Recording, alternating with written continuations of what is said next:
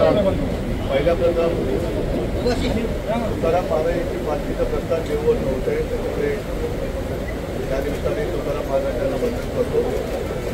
आणि एकूणच महाराष्ट्राची जी आजची परिस्थिती आहे ती पाहिल्यानंतर तुकाराम महाराजांनी त्यावेळेला जे सांगितलं होतं, पुढचा आहे जन ना देखवे डोळा येत असे कळवळा म्हणून. अर्थात तुकाराम महाराज हे संत होते, मोठे होते.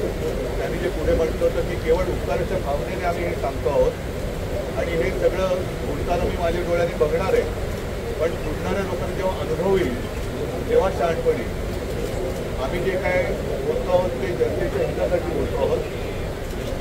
एकूणच आजची जी बातमी आलेली आहे ती मन विषण्ण करणारी आहे. गुजरात महाराष्ट्राच्या पुढे जातोय, गुजरात पुढे जातो याच्यामध्ये पोटदुखी नाही, पण आम्ही आमच्या निवडणूक प्रचाराच्या काळामध्ये जे बोलत होतो की महाराष्ट्र ओरबाडून गुजरातला नेता आहे, आता हे तर काही खोटं नरेटिव्ह नव्हतं, हे खरं झालेलं आहे. इकडे दुर्लक्ष करून सर्व काही आमच्या काळातच झालं असा भासवण्याचा एक केविलवाणा प्रयत्न चालला आहे. तसं भासवून महाराष्ट्राची लूट केली जाते, महाराष्ट्र दिवाळखोरीत लोटला जातोय, याचं दुःख होतंय.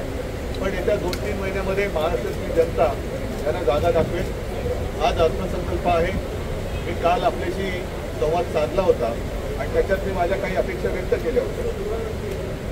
शेतकऱ्यांच्या बाबतीमध्ये आम्हाला अपेक्षा आहे की शेतकऱ्यांची हालत फार वाईट आहे. रोज कुठे ना कुठेतरी महाराष्ट्रामध्ये शेतकरी आत्महत्या होत आहेत. डबल इंजिन सरकार, याला आता आणखी इंजिनं जोडली जात आहेत. डब्यांचा पत्ता नाही आहे, पण भरपूर इंजिनांचं हे सरकार आहे.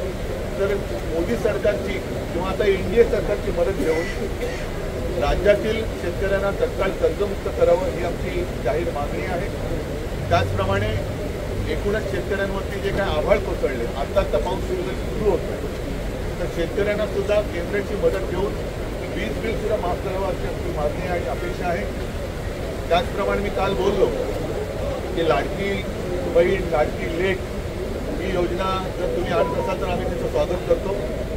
या निमित्ताने एक गोष्ट मला बरी वाटली की घराणेशाहीच्या विरुद्ध बोलणारे लेकींची सुद्धा काळजी घ्यायला लागले आणि लेकीची जशी काळजी घेत आहेत स्वतःच्या लेखाची न घेता जनतेच्या लेखांची सुद्धा काळजी त्यांनी घ्यावी, जनतेच्या मुलांची काळजी घ्यावी.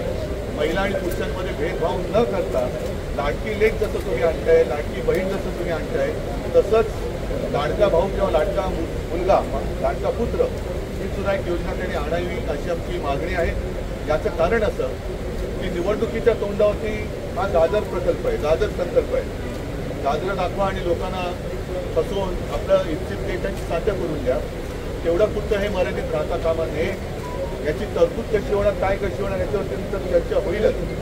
पण महिलांसाठी तुम्ही योजना आणल्यानंतर आज सुद्धा लाखो बेकारांचे, बेकार तरुणांचे नोंदीच्या नोंदे हे नोकरीच्या शोधात फिरत आहेत.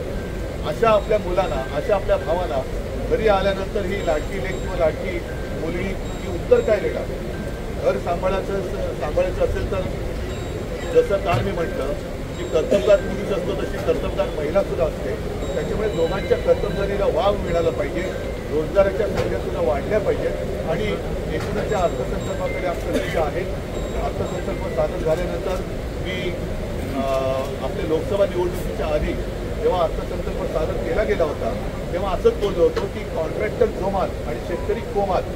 आज सुद्धा माझी हीच मागणी आहे की कॉन्ट्रॅक्टरसाठी काहीतरी कामं काढू नका, कॉन्ट्रॅक्टरची धन व्हावी आणि त्यांच्या माध्यमातून पुन्हा यांना काही मिळावं. म्हणून ज्या गोष्टींची आत्ता आवश्यकता नसेल तर ती कामं थोडी पुढे ढकलून पहिली जी गरज आहे त्या गरजेनुसार हा अर्थसंकल्प असला पाहिजे. नुसती मोठमोठी रस्त्यांची कामं काढू नका, मोठमोठ्या कॉन्ट्रॅक्टरसाठी ही कामं तुम्ही काढू नका, जेणेकरून पुन्हा एकदा राज्याला तुम्ही कर्जबाजारी कराल आणि तुमचं इच्छित साध्य कराल. असं काय आम्ही होऊ देणार नाही. अजूनही अर्थसंकल्प सादर व्हायचा आहे, तो झाल्यानंतर विस्ताराने मला काय बोलायचं ते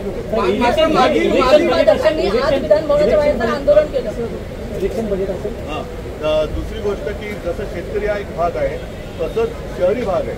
खास करून मुंबईमध्ये आम्ही काल मागणी केल्याचे असं विधेयक ते येतच आहे की मुंबईमध्ये मराठी माणसाला 50% राखीव जागा घरांसाठी मिळालंच पाहिजे.